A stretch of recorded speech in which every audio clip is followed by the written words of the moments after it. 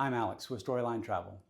In this video, we're in Alaska, the heart of Alaska, and we're going to explore things to do beyond Fairbanks.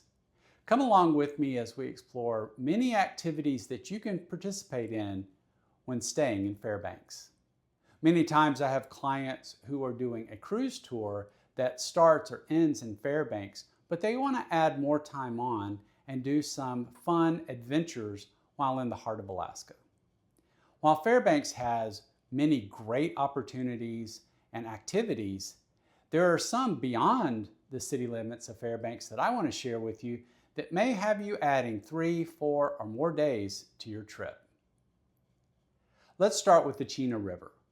While it runs through Fairbanks, it's a great place outside the city limits where it's a little peaceful and quiet to do some fishing. Fly fishing expeditions and excursions are available for those who want to take a half day to a full day tour, guided by local experts. You won't be finding yourself fishing for salmon in these waters, as by the time the salmon get up to Fairbanks, they're pretty beat up and not very tasty. But don't worry, there's plenty of fish in the water that are good to eat, and you'll spend plenty of time fishing in peace and quiet along the Chena River, or maybe visiting one of over 3 million lakes that you'll find in Alaska. Speaking of the Chena River, one unique resort about an hour's drive outside of Fairbanks is the Chena Hot Springs Resort. This resort is obviously known for its hot springs, and we thoroughly enjoyed taking a dip even in the summer. The water is regulated by the resort. They pump in a little cool to make sure that the temperature is just fine. And it's a great place to go in the summer and winter to go and relax and unwind in these warm pools. Do be aware though that it does come with a cost, as the hot springs smell of sulfur, and it takes a few minutes to get used to, but it's a great place to go and unwind from a long day of hiking, or just relax as you're on vacation. But the Hot Springs Resort has many other options that you should consider. One I enjoyed was taking a four-wheeler out for a guided tour in the wilderness around the resort. It was a lot of fun and a little muddy to get out and ride along the streams, through the trees, and really enjoy ourselves as our group took the four-wheelers out, and we spent a good 45 minutes just riding around, having fun, splashing in puddles, and seeing how fast we were willing to go on these machines.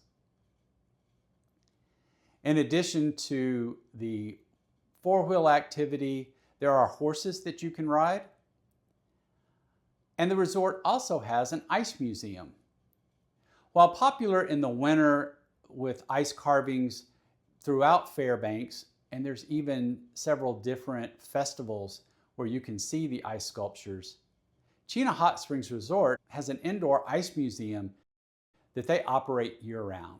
We had the chance to go in, watch one of the carvers as they made their ice sculptures, and enjoy the current sculptures that were there, including an ice chapel and an ice bedroom. Do note that you can get married in the ice chapel, and they will allow you to attempt to spend one night in the ice bedroom. But don't worry, they hold a room for you in the resort if you can't make it through the whole night and you need a place to cuddle up and warm up after spending so much time in the ice. And finally, there is an ice bar there, and you can have a wonderful drink out of an ice goblet and then smash the goblet as you step outside. The Chena Hot Springs Resort has a fantastic greenhouse where they grow their own vegetables, and you can enjoy these delicacies while you dine at the resort. And finally, one neat feature that I really enjoyed learning about is that the resort uses the hot springs to generate some of their own electricity.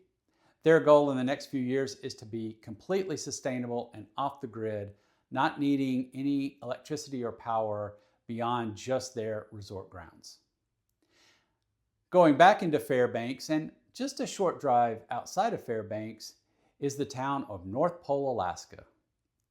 This town prides itself as being the home of Santa Claus, and they have a wonderful Santa Claus house where you can go and shop for all things Christmas.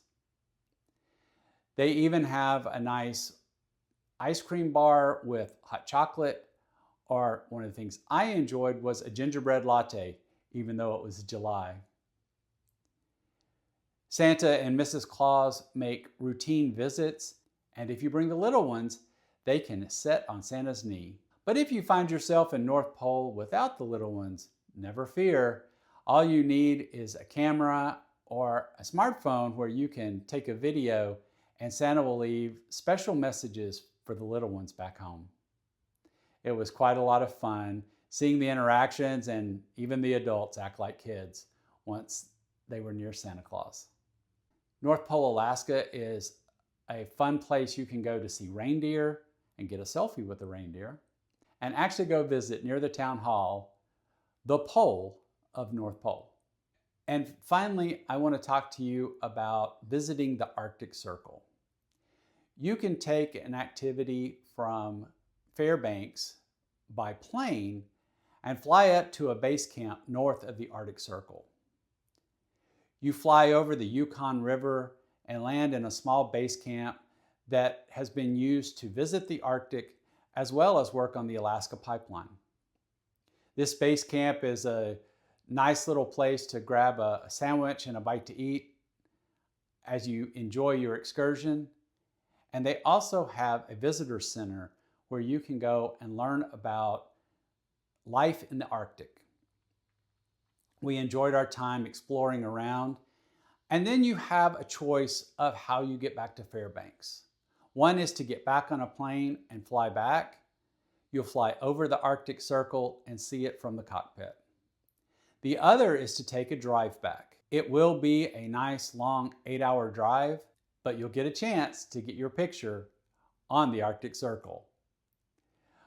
Our excursion team had a nice red carpet they rolled out with the Arctic Circle marked on a dotted line, and we could stand with 1 foot in the circle and 1 foot out. I will warn you that the road is very rough. It has sustained damage over the years from all of the trucks that drive that take care of the Alaska pipeline, as well as the constant freezing and thawing of the ice.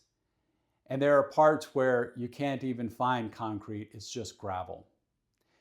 It is a long and rough drive, and only for those die-hard fans of the Arctic Circle or the Dawson Highway would I recommend taking the drive back. You usually don't get back into Fairbanks until 1 or 2 in the morning, and so it can be a long and tiring experience. However, you do get to cross over the Yukon Bridge, one of the only bridges over the Yukon River, and it's still wooden. A little adventurous. So those are some of the activities that you can do beyond Fairbanks. Yes, you can also visit Denali, which is outside of Fairbanks, in just a few hours.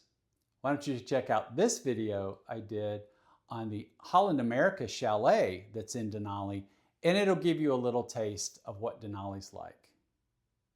And at Storyline Travel, we believe every adventure is a story waiting to be told.